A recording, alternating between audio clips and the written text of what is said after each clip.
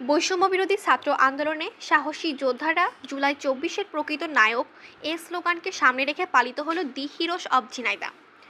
জুলাই যোদ্ধা পরিবারে আয়োজন এই ১৪ জুন বেলা ১১টার সময় জোহন ভ্যালি পার্কে অডিটোরিয়ামে এই অনুষ্ঠান আয়োজন করা হয়। বৈষম্যবিরোধী ছাত্র আন্দোলনের ঝিনাইদহ জেলা শাখার সদস্য সচিব সাইদুর রহমানের সঞ্চালনায় কেন্দ্রীয় সমন্বয়ক রিফাত রশিদের সভাপতিত্বে অনুষ্ঠানের প্রধান অতিথি হিসেবে উপস্থিত ছিলেন জনাব অ্যাডভোকেট আসাদুজ্জামান, মাননীয় অ্যাটর্নি জেনারেল বাংলাদেশ।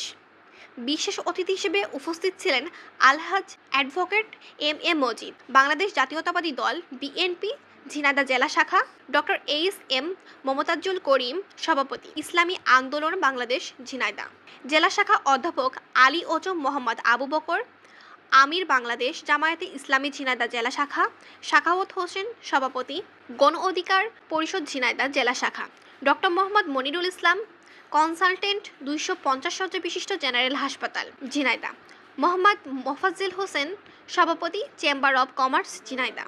এই অনুষ্ঠানে জুলাই গণঅভ্যুত্থানে আহত ও নিহত পরিবারের মাঝে সম্মাননা ক্রস ও ঈদ উপহার প্রদান করা হয়।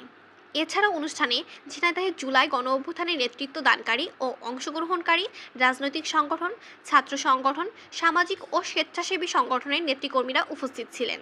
প্রধান অতিথি তার বক্তব্যে বলেন, আওয়ামী লীগ গুম, খুন, টেন্ডার বাণিজ্য ও নির্বাচনী ব্যবস্থাকে ধ্বংস করে দেশে ফাঁসিবাদ কায়েম করেছিল বলে মন্তব্য করেছেন।